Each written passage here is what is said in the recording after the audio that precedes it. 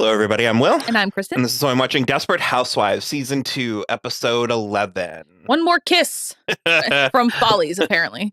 This episode was a doozy. Where do you want to start? Do you want to start less and go more? Or I was going to start with Susan. Because it wasn't so bad. Yeah. And so basically... Zach's back in town. Yeah, Zach's back in town, and Susan sees him, and she, runs over to Mike, because she's like, oh, I can get back in his good graces. And she's like, Zach's back. And he goes, yeah, I know he's been back for a few days. And she's like, well, this is good. And he's like, Mike is very, I would go with neutral to her. Sure. So he's certainly not discouraging it. That's fair. But he's not encouraging it either. Regardless. So she's like, this is a good thing, right? And he's like, well, Paul basically told me he would give me to the police if I did anything. So no. So then she and Julie concoct a plan to go bowling with Mike and invite Zach, but not tell him that Mike's going to be there. Susan needs to decide if she's Julie's mother or not. She needs to decide how much Julie matters. I think she's not going to. No. That's my prediction. Because her high ground with all this was she needed to keep this dangerous boy who's obsessed with her and her daughter away from her daughter specifically. Yeah. But the second But now she's like, Julie, do you want to be inkling of an opportunity to get back in good graces with her ex-boyfriend, suddenly Julie's the crux of all these plans. Yeah. Season 2 is hard to be a Susan apologist. I've been saying the whole time. So they go bowling. It ends up being fine. But Zach is like, why are you guys being nice to me? Like, the last time I saw any of you, it was like, stay away from my daughter. Like, and you don't want me around, and like, what's going on? And so they basically are like, we just want you to be like safe or whatever. If you're back, you're going to be around. And they didn't actually spill the beans. No, I feel bad for Zach. I feel he's just like a pawn in everybody's And there's plans. It sucks that so much actual life and death stakes, like so much like very important stakes in his life hinge around him not having access to information about his life. About his that own the self. people around him do. Yeah. Yeah. I don't really remember the details of how this goes. I remember that he's in this season, he's gone, and then we see him again. I think maybe like a one-off in like season 6 or 7. It was kind of a stunt. Yeah. And I don't remember loving that. I'm curious if we'll get to that point. Because I'm down, but at the rate we're at, we're going to be 62 covering season 8 of Desperate Housewives.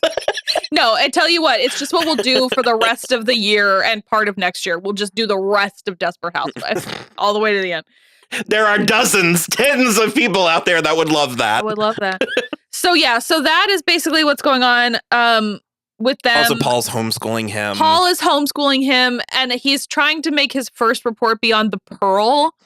And then he decides, much ado about nothing, we could all use some laughs. And I was like, well, yeah, that'll be better. And so he then finds out that they went bowling together because he finds the scorecard that Zach brought all the way home just to throw away in the trash. Which is... I don't think he was like, I'm going to take this home and throw away. No, I think it was in his pocket or his sweatshirt or whatever. I've simply never taken home.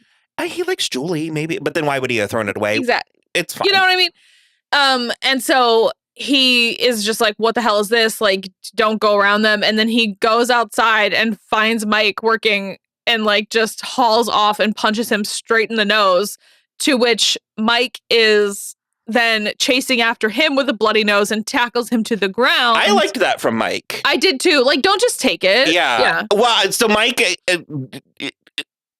beyond Susan, Mike is very neutral. He's very even-keeled. And I liked seeing him get mad. Yeah. Like, get hot under the collar and just go for it. Yeah. I'm like, there's the guy that's been to prison. And so Susan is witnessing this, and that's how we can like dovetail back to the beginning of the Applewhites stuff. Which is that Michael Ironside is still sort of surveilling them and he sees Betty and Matthew go out. And so he breaks into the house to look for Caleb and finds him trapped downstairs. There is also Chekhov's termite-ridden basement stairs because we talk about it at the top. And then he goes down there, he gets Caleb out, but Caleb is refusing to come up the stairs. So he goes back down the stairs to get him, falls through, impales himself on the wood. I thought he shot himself. I'm gonna beat this stupid right out of me.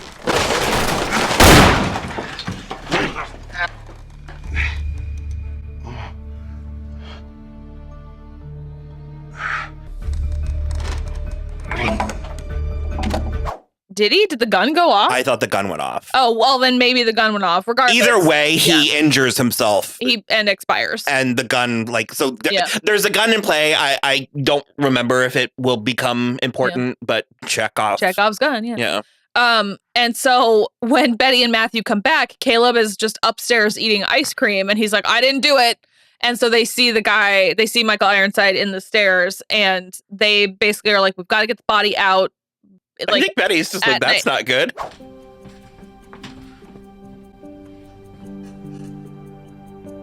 dear.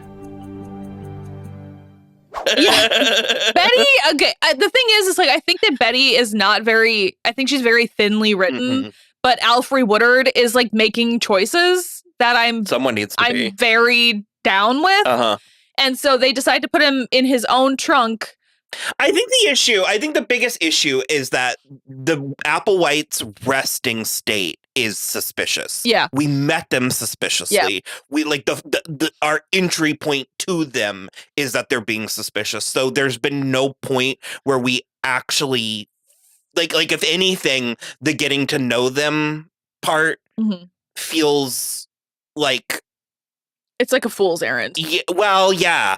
And so I almost kind of wish that maybe we just spent like 5 or 6 episodes liking them. Sure. I don't know but if that's exactly what I think. We immediately find out they bought the house sight unseen. We immediately find out they moved in the middle of the night. Like Susan's hearing those noises. It's like you're right. It's immediately suspicion from a lot of stuff. So anyway, they put him in his car, but Matthew drops the keys in the trunk. And so they just end up leaving him in his own trunk. And so when Susan is witnessing the fight between Mike and Paul, she careens into she's almost swerving to hit the oncoming car, but then she swerves away and goes straight into the trunk and it pops open. She's just walking her cat again. So then we get the cops and everything. And so then we've got all the women hanging around basically being like, yeah, it's really weird. And Edie is like convinced that the Applewhites, like that he was there for the Applewhites because at the beginning of the episode. I was going to say they do sort of struggle. Struggle's not the word, but they sort of struggle with what specifically to do with Edie. Yeah. And this was a really good example. Yeah. Where because she like accosts Michael Ironside at the beginning. Busybody in a like she's not nosy in that she goes out looking for trouble. Yeah. But in like, this is my turf and I rule this with an iron fist. Hey, you!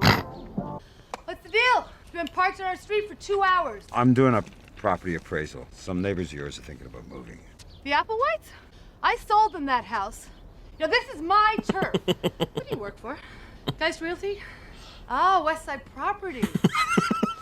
You go back and you tell your bosses that nobody, and I mean nobody, buys or sells properties in this neighborhood without going through Edie Britt. You got that? Look, lady, I just go where I'm told.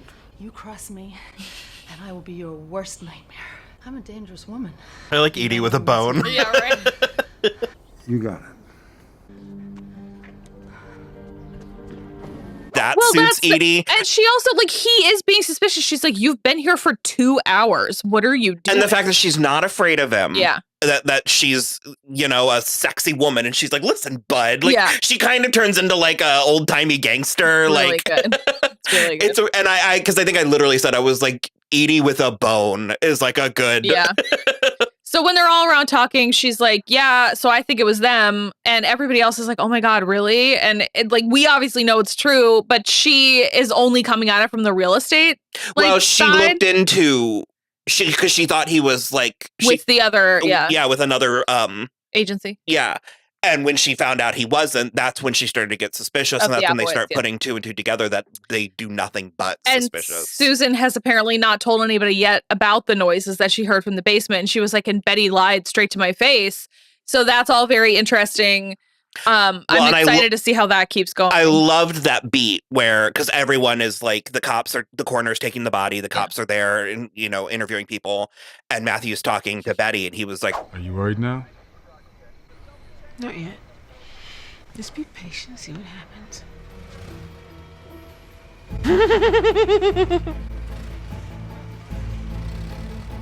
Now I'm worried. And I really like that notion. Bunch of fucking white ladies just staring me down. Suddenly put two and two together and it's like, well, shit. Yeah. So that's basically the thing is I think I've said it before, but what's annoying me about the Applewhites is what kind of annoyed me about season 3 of Buffy, which is that we are halfway through the season and I still don't know what the fuck is going on, because Matthew and Betty were also having a conversation earlier in the episode and she was like, we're gonna bring him out. It's just gonna take time. And I'm like, he was arrested on your street already for assault. You can't let him out now. You have to move again if you're trying to keep this secret. Obviously, Betty's got plans in her head, but looking at it from the amount of information we have, that's bananas. Mm-hmm. Thinking that you're going to be able to just have him be part of the family now again. So anyway, that's that. Bree and Andrew are in their, what happened at the end of their story in this episode is not going to help. It's not going to change anything because at the end we still see him making out with Justin. So anyway, she finds them in bed together and she's freaking out. Or they're kissing on the front porch at first. And she sees them kissing, yeah. And then so she makes him come and sit down and she's like, you're not to see him again, and she says, I saw you. And he was like, and you didn't turn into a pillar of salt, which was probably the best joke this show's done so far. That was top notch. I like smart Bible humor. It's really good. So so then basically Andrew was like, well, fuck that. And he has Justin over and they clearly have sex in the house because they're both naked. And she comes in with, why is she delivering him breakfast in bed? They're it's very bizarre. So she's super pissed. And she's like, I will send you back to Camp Hennessy until you're 18. And he's like, okay, cool. I'll tell the cops that you killed George. And it's just okay, they need to decide if Andrew's a chaos agent or if he's hurt, because they're trying to play it both ways. Yeah. And I know that realistically, that's true. Those are that's emotions authentic, that a lot of times, exist, especially teenagers, act out when they're hurt. But it's I like it because Bree is a conservative little c and conservative big C. She's both characters in the year 2005. That means things. Yeah. It just does. And it's a little odd watching it now, but I don't necessarily think it's a flaw. I just think the optics of it are strange. And I think it's because they don't want Bree, because Bree ostensibly kind of becomes the lead of the show. Sure. It starts off very, Terry Hatcher's show. And over time, and I think as we've said off screen a little bit, that because Bree was largely inspired by Mark Cherry's mother. Yeah. I think just organically the material presented itself that she ends up being a lot of people's takeaway. Sure. And so it's how do we make her not a villain in this plot line where she's the villain? And it's Andrew has to be a big enough shit to And so it's hard for me to take the threat of the homophobia sincerely when he's being so aggressive with it. He's trying to get in trouble. He's not sneaking around. He's not, this isn't lovers trying to find a way to make it work. He's actively antagonizing his mother. Yeah. But it's because he wants to out her essentially as But it's because a murderess. But it's also, again, because he feels wronged by her and sort of abandoned by her. And it's, again, I like all of these elements, but it's like each one of them is half-baked. Yeah. And so when you put them together, the souffle doesn't rise. Yeah. And so like it's like simultaneous. It's like not rising over here and it's overflowing over here. And so I think each individual element works, like each individual scene. And if you can sort of watch it using that sort of dream logic is fine. But even her bringing, because now his evidence over her is that she witnessed George's suicide. Yeah. So he's going to get her arrested. He still thinks she killed their dad, even though no, he doesn't anymore but it's like she allowed George into their life, but he's not mad about that anymore. Well, I guess he was. Yeah, I guess he was. What last time we watched episodes? Yeah, I was thinking he wasn't mad at her about Rex anymore because he knew George did it, but he's mad at her now because she allowed George to do it, basically. And so just by like allowing him in the family, which she didn't know, obviously. And so he's threatening her with this stuff, and so she ends up getting Carl involved. Honestly, smart. And you even said, you're like, it's a good use. Because I think for a minute you were sort of like, is he seriously just on this show now? And I was like, yeah. Well, so I didn't know he was a lawyer. So that was like nice character knowledge. I had forgotten he's like a series regular for this season. His name is at the bottom. So there's a little bit of a... Who the hell is this guy? Yeah. So she brings him muffins and a check for $100 to talk about it. And then he comes over and talks to Andrew and Bree and is like, and just using a lot of legal words, like there's literally nothing that you can do. And he's like, well, what if she like facilitated George's suicide? What if she like came to help him? It wasn't just to watch it or whatever. And so he asks Bree for more coffee and she goes to the kitchen and has a glass of wine so that he can threaten Andrew. What are you doing? Your father was a friend of mine, and if he were around to see what a nasty little turd you've turned into, he'd knock the hell out of you. Yeah, well, he's not here now, is he?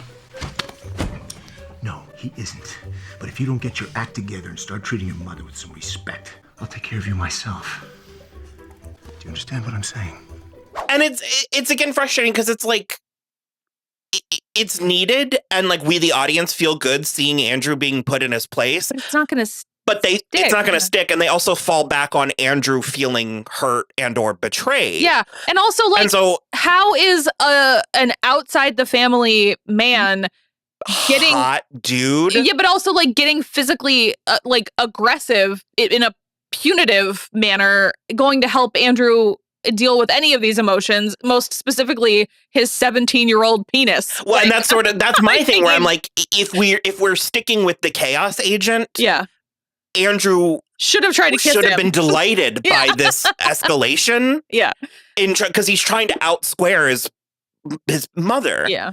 But the fact that they fall back on he's hurt and embarrassed, it's inconsistent. It turns into a slight house of cards. Yeah, it's inconsistent. And I have more patience for Andrew than I think a lot of people do, largely because I was the same age. Like I was 18 years old watching this. He was a gay character on an adult show that I was watching. And so in a lot of ways, I was like, this is my chance. Like, this is the part of the show that's for me. Mm-hmm. And I found him cute and all that. And I mean, the whole show's for you. But when you're 18, no, like, of course. So it's like, I felt a slight duty to him. Mm-hmm. That's the thing is like, I like Andrew and a lot, in spite of all of his plot, I like him.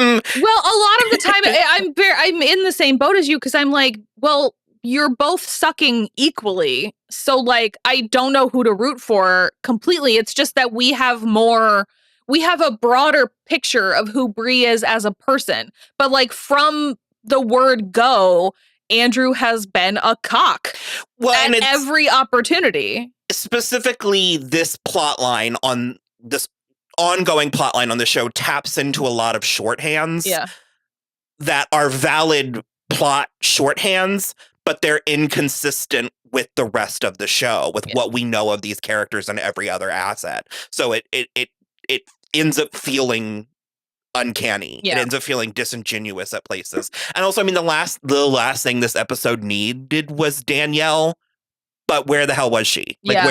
where is... Because the other thing, too, is, like, I think, for me, the smartest and most interesting thing he did was back down on the cops and say, okay, well, then I'll tell your friends. You won't like that. You won't like the public humiliation. And I was like, that is better. Like, and that's when she left. That was also part of when she left the room, and Carl just sort of, like, threw him up against the wall and manhandled him. And I'm just like, but that's like that's the right direction for, like, I'll tell all of your friends, like, what happened. And at the very least, that would then get Bree to admit to the ladies. And the thing is like, they're not actually going to care. You know, they're not going to be judgmental about Bree. They're going to be like Lynette would be like, I would have held the pillow over it, you know? So it's like, I don't know. We'll see. I agree though. It's odd. You've kept telling me that it's like it's really just kind of like an engine turning over for like a while. It gets worse. Yeah. And then it kind of stops. Yeah. And I prefer that. So I guess kind of a plot of this episode is Bree's having a dinner party, or like a party.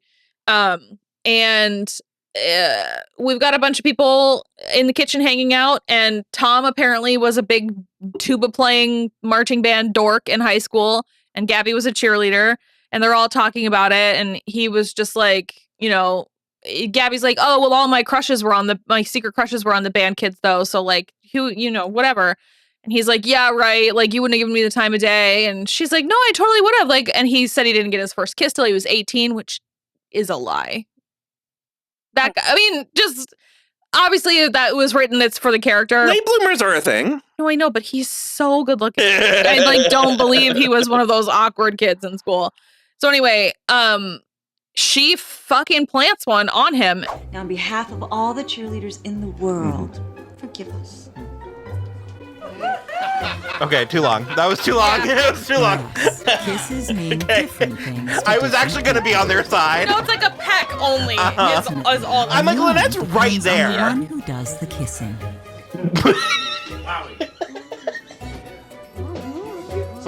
And the thing is like, if it was just like a big mwah, you know, that's fine. They kiss for like 10 seconds.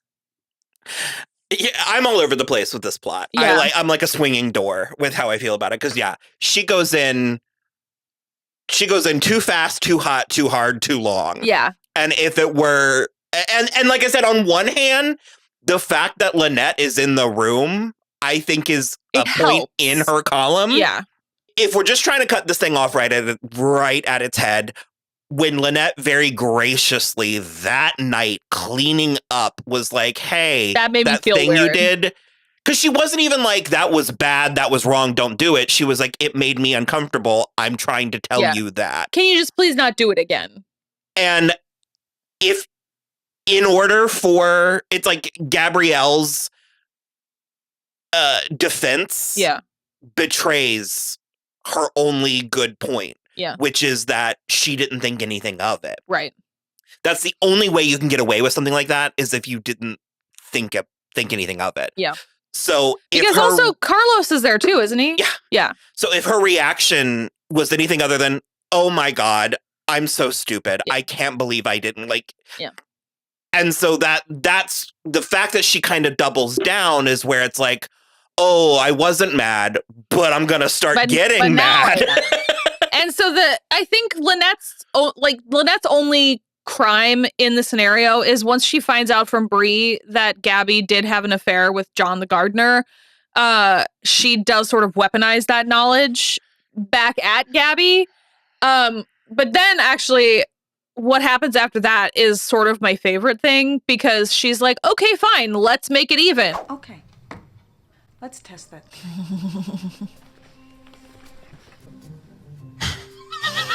See, I don't care. That's just a waste of time. And spit. Okay. Okay. I get your point. Alrighty then. My work here is done. Carlos, Gabby. His hair is all to show. And she fucking kisses Carlos for like a long time, even longer than Gabby kissed Tom. She had to call her bluff. She absolutely because Gabby was like, "See, I'm fine.